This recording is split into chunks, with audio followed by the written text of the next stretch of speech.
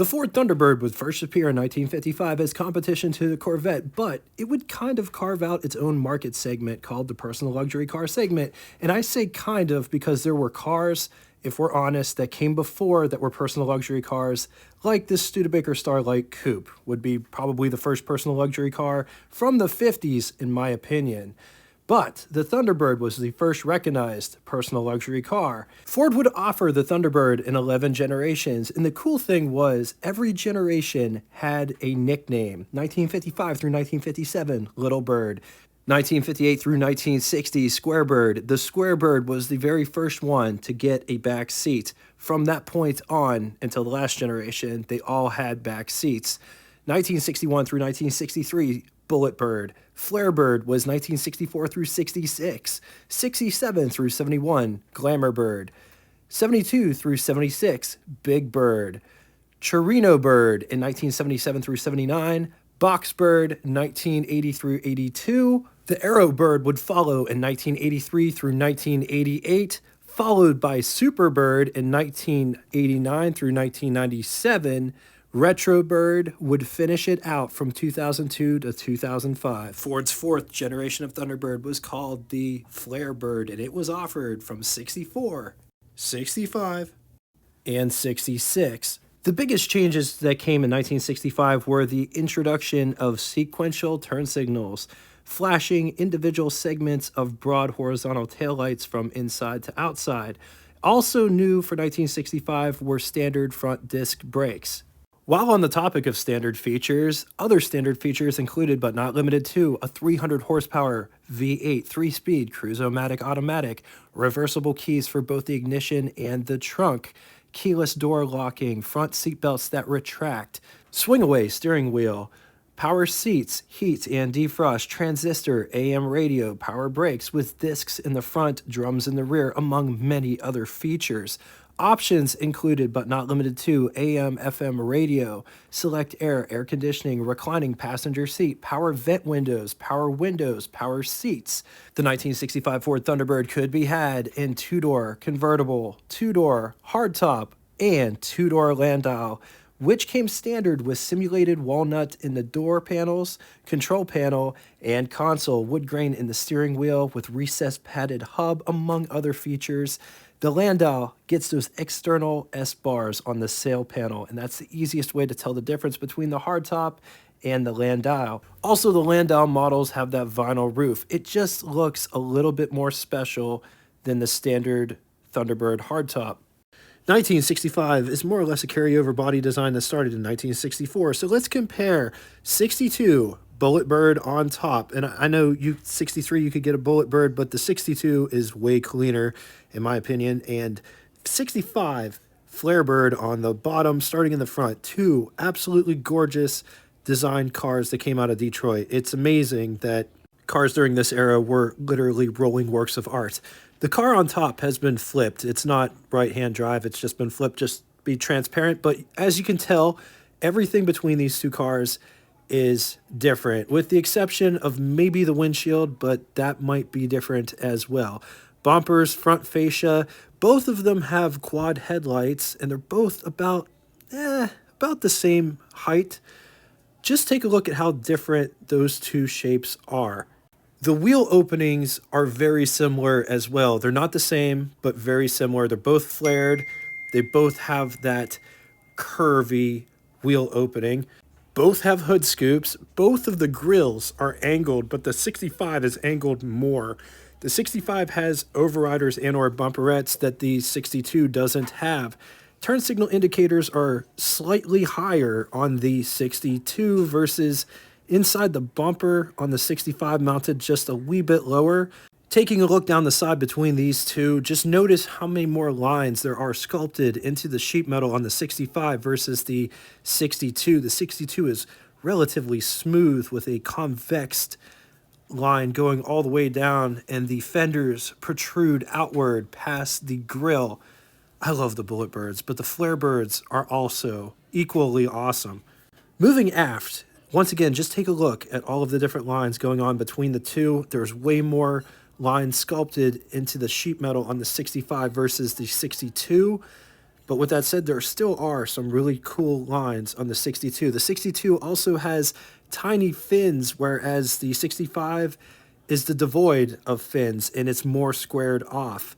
Side mirror placement is roughly in the same location, but the 62 uses a round mirror, whereas the 65 has more of a rectangular style mirror. Gas filler location has changed. On the 62, it looks like it's mounted right there in the back, right above the license plate. On the 65, it's on the driver's side.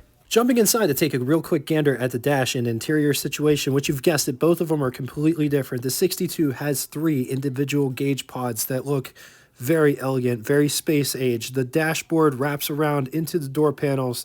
It feels like you're in a cockpit. It's one of my favorite Thunderbird designs, but not to downplay the Flarebird because it's just as awesome. They both have tilt-away steering wheels. They both have center consoles. The 65 has all of these toggle switches right underneath the dash pad that is super cool. Both of them give you this cockpit type style feel once you're in them. Which one do you like better? If this is your first time checking out what it's like, this is what we do here. We cover icons from the past. If you dig this video, give us a like and maybe subscribe so you never miss a video. Let's talk specs. 205.4 inches long, 77.1 inches wide. It rides a wheelbase of 113.2 inches. It weighs 4,470 pounds. Price, $4,850, which would be equivalent to you spending $48,593.15 in the year 2025. Total 1965 Ford Thunderbird was 74,972 units, of which 6,846 were the convertible variety. Moving on to engines, which there's conflicting information about the engines on offer. 389.6 cubic inch displacement, or as it was often referred to as the 390 cubic inch displacement. Overhead valve V8. 6.4 liters. It was good for anywhere between 300 to 330 horsepower, around 5,000 RPM, up to 427 pound-feet or 579 newton meters, around 2,800 RPM. I wasn't going to show you this in this video. I was going to make a whole nother video, and I probably still will, but I get a lot of information from concept cars, and a lot of times they round bore and stroke sizes. So they're saying that it has a bore of 4.1 inches and a stroke of 3.8 inches, but the actual bore and stroke sizes are 4.05 inches and the stroke is 3.78 inches. And I just want to bring this up to you. I'm just trying to be transparent. I'm not trying to complain or anything like that, but why can't they just leave the numbers the way they are? And everybody rounds differently. And it's hard to decipher what's fact and what's fiction. And I'm just being transparent. Anyway, compression, 10-to-1, 5 main bearings. When backed with a Cruise-O-Matic 3-speed automatic, 0 to 60 could be had in 9.1 seconds with a theoretical top speed of 125 miles per hour while achieving an average 8 to 12 miles to the gallon. Concept Cars also adds that you could get the 427 that had the hemispherical head, which you could only get for NASCAR in this car. And that's where I said there's conflicting information. Just look at the horsepower figures that they got listed there. And I know that those cars made insane horsepower, but I don't know if you could actually get that in the Thunderbird. In the comment section below, I couldn't find it in literature for options for engines or anything like that.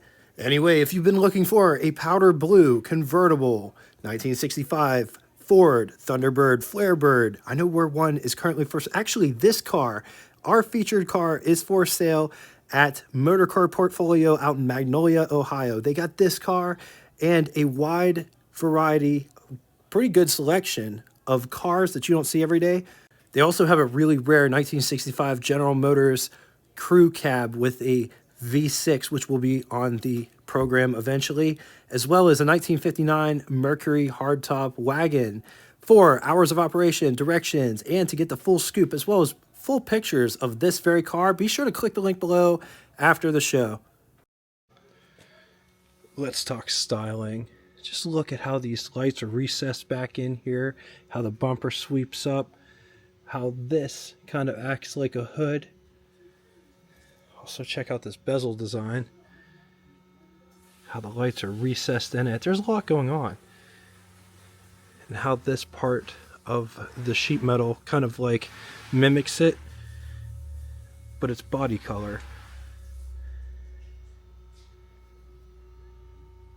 Turn signal indicators are recessed inside the bumper. The bumper has multiple lines going on.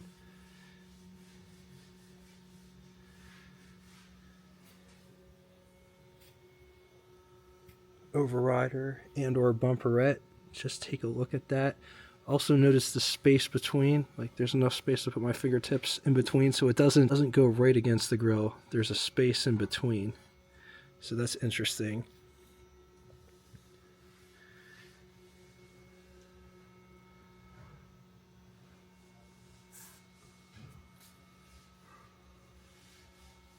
Thunderbird presented on the nose of the hood.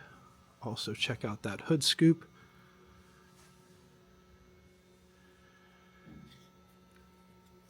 Fender markers.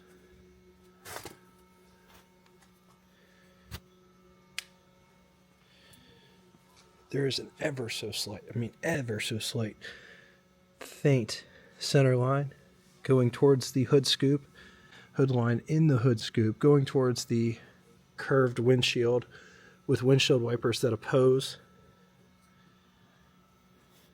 There's also another bevel line that kind of bevels the hood down ever so slight.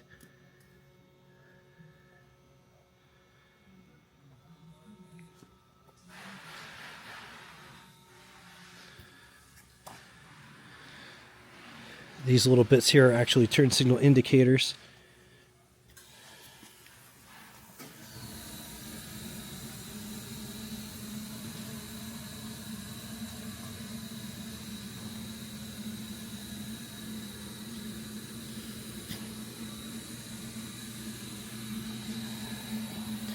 Check out how this line comes, connects up with this, goes down the side of the car. So how this convexes is a crease in it. Better look at that side bumper profile and how it's kind of sort of stacked. Comes all the way back here to the wheel opening. The wheel opening, it's bent back here, it's not rolled. It does flare out. The wheel arch is flared out.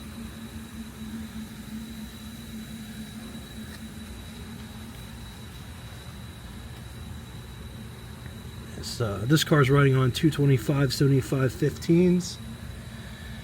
No rocker trim or rocker molding, but there is all kinds of lines sculpted in the sheet metal on this car. These lines on the fender, they go from the turn signal indicator and they run past the windshield and they taper back in as it gets right there.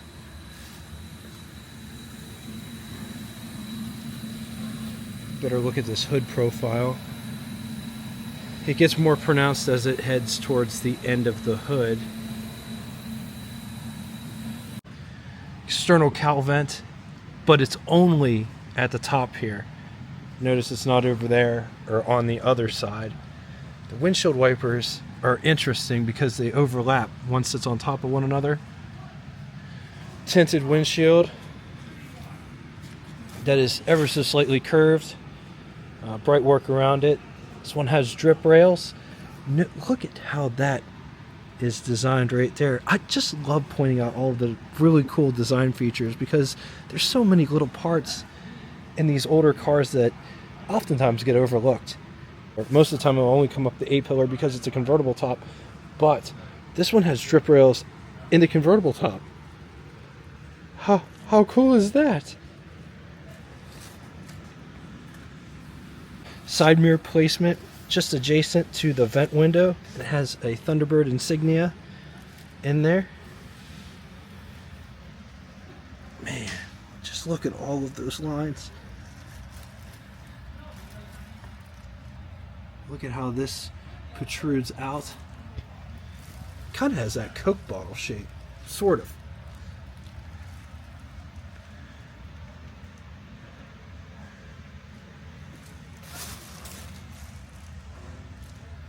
fender skirts. Just notice all of the lines and details in that fender skirt design. Gas fillers on the driver's side.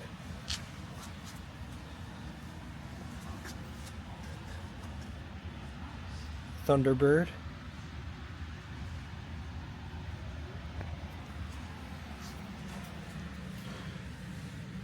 The window in the back is a vinyl window. Notice how this is all channeled out. Instead of it raising up, it's like whatever the raise was in the front, it's channeled out in the back. Thunderbird in the middle. Just, man, look at those brake lights. There aren't any bumpers, really. There is a bar back here, but I wouldn't really consider this a bumper. It's not very thick. It's very thin. The reverse lights.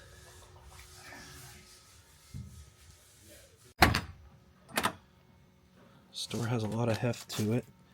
Notice the armrest runs the whole length of the door. It's a very slender armrest. There's all kinds of different materials going on. Nice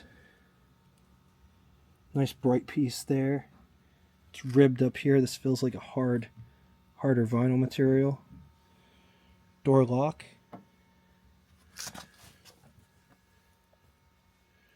Door handle to pull the door shut. Joystick style mirror for the side mirror. Door handle to get out. Coming down inside the pedal box down here, you have the high beam switch just behind the emergency brake pedal. Emergency brake release and or parking brake. Power brake pedal and gas pedal. Just take a look at this interior.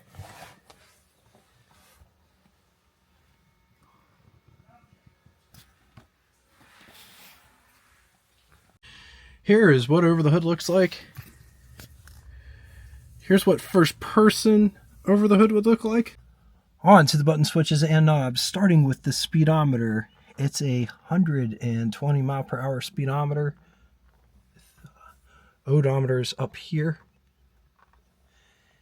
And I believe it's like a ribbon, like it has like almost like a thermometer setting, kind of sort of like how you would see a thermometer. It glows red coming across. Then you have oil pressure, fuel, coolant temperature, amp meter, headlights down below here. Drive modes read park, reverse, neutral, drive, and low. Key is right there. And up here you have windshield wipers, clock, left and right air vents. There's a map light feature right there. Thunderbird radio, which is an aftermarket unit because I'm pretty sure they didn't have cassettes in 1965. Heat and ventilation controls just below that.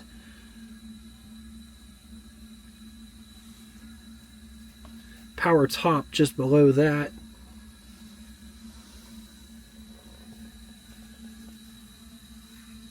Up above,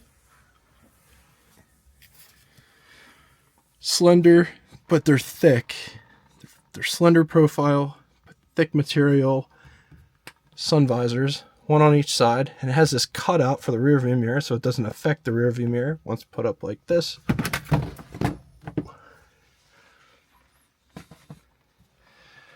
Rear view mirror there in center. This car has the tilt-away steering wheel, so whenever you get in, you just pull this back over here to the center, and then you can put the car in gear. But to put it in park, you have to swing this out of the way. And this is the reason why I did the crotch test. The seat doesn't go down any. So the tilt-away, it works based on size of individual. This one has like all these controls in the center. You got lock and unlock. These are all the power window switches. It has a center console that has tons of storage inside of it, as well as ashtray right there, cigarette lighter.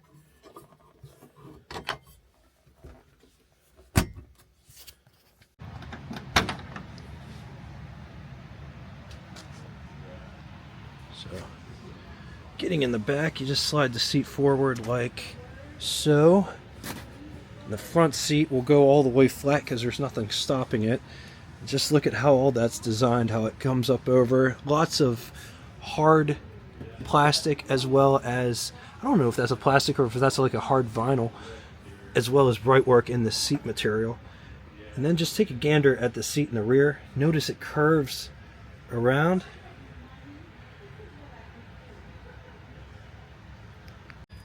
I'm not going to get back here because it's too close, but there's an armrest in the back. You have a communal ashtray in the center at the back of the console. But just look at all of the detail on the door panel itself. Got an armrest here. The windows do go up and down via the switch here. Coming to the under the hood section, the hood releases right here. That releases it. There is a secondary catch. Secondary catch right here. So it's got a big 390 V8 for Venturi. It says premium fuel on the top of it. It's got power brakes with single master cylinder. Got the windshield washer bag. Power steering, it's a 2-belt system, one belt running the power steering pump, the other belt running the fan water pump combo, and alternator on the other side. This one has a reservoir tank up here, 12-volt battery.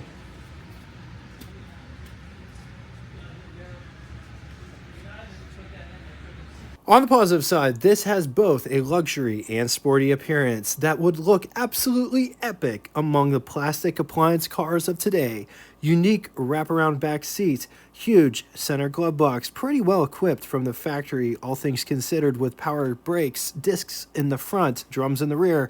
First gear for sequential turn signals. Against it, it is a big, heavy, and can be thirsty car.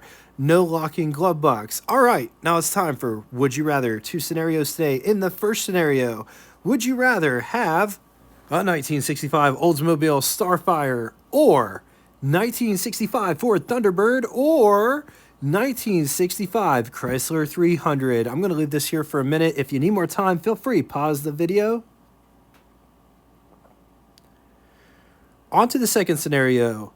Out of these Thunderbirds, which one would you rather have? 1962 Bulletbird or 1965 Ford Thunderbird Flarebird or 1967 Glamourbird? I'm going to leave this here for a minute. If you need more time, feel free, pause the video. Now it's time for Name That Tune. First person to give all three, the name of the band and or artist, song title, and the lyric that comes next will have their comment pinned to the top of the comment section. No matter what you do or say, I'm gonna love you anyway. Just to reiterate, you need all three, the name of the band, song title, and the lyric and or line that comes next to have your comment pinned to the top of the comment section. Thank you all so much for coming out and watching this. If you liked any of what you just witnessed, please give us a like so more people can see this video in the future. I'll see you in the comment section, and until next time, toodaloo!